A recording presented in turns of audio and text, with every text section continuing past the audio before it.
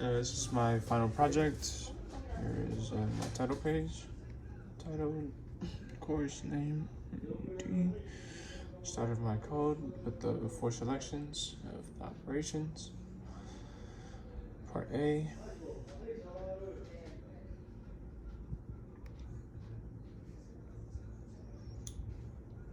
Different and so on. Part B.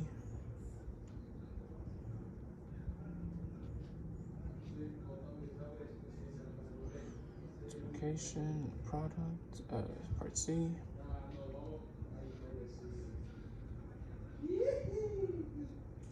And part D, Kramer's rule.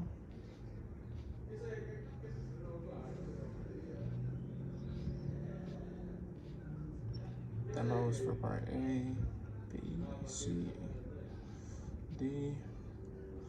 What I learned. And the issues. Okay.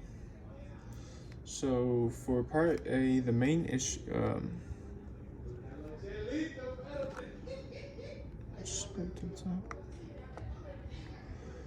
For part A, the main issue I had first was originally I created a character to, of course, for the first 4 operations.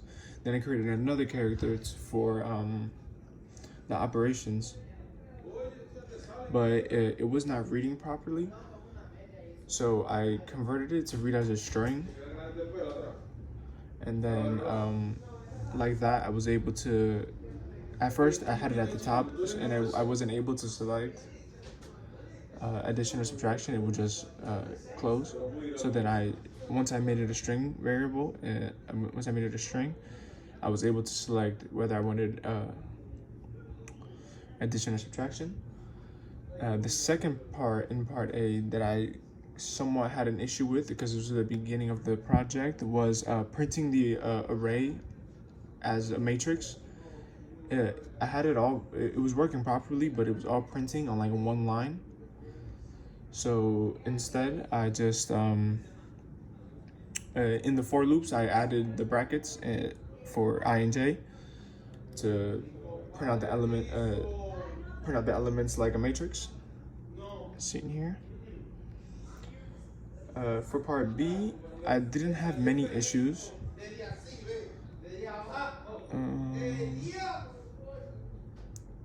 For part B, I didn't have many issues. The main issue I had here was at the end of my code, when I ran it all the way through, I was getting 2 or 3 values that were off by like 1 or 2 numbers. And to fix this, basically, when I was calling my function, my function for multiplication, I had the conditions for I equals 0 and j equals 0 to less than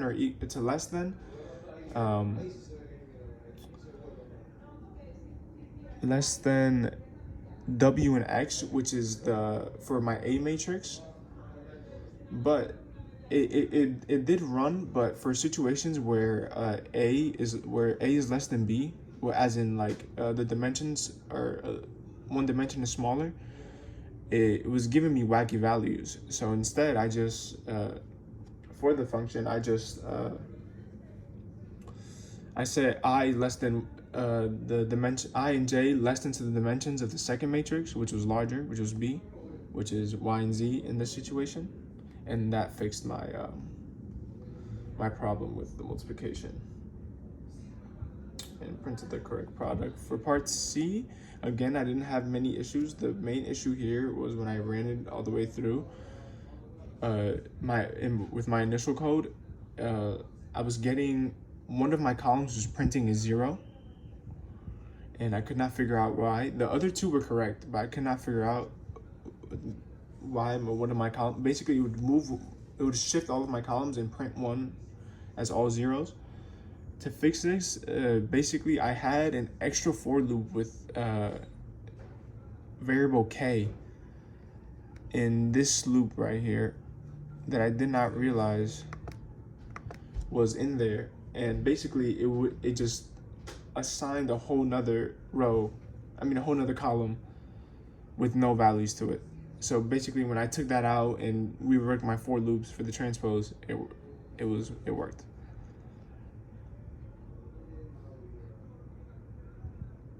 For part D's, where I encountered the majority of my issues, the first issue was really in the user-defined function when I was declaring my multi-dimensional array and the one-element array,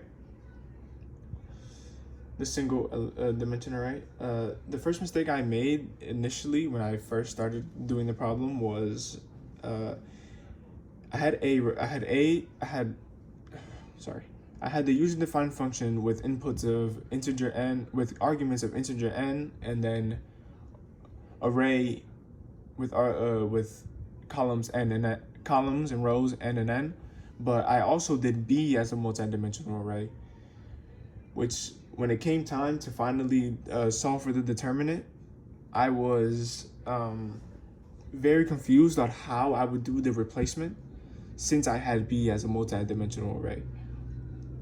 So basically, to fix that, I redid my whole problem, my whole user-defined function. I went down on paper and I wrote that. Actually, that was after. Sorry. I redid my whole user-defined function and set B as a one-dimensional matrix, but as that takes n as well.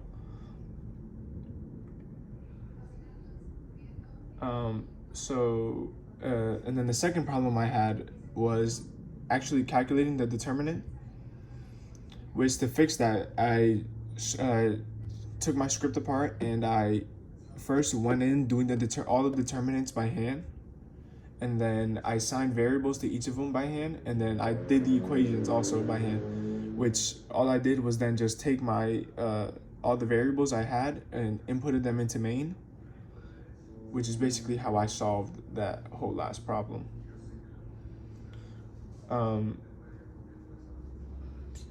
I was also very slightly confused on the swapping, but it wasn't too difficult. The way I figured that out, it was just taking each variable I had and then creating an array for it. Creating a new n by n array for each variable, and then assigning the column to equal to matrix B. So for example, for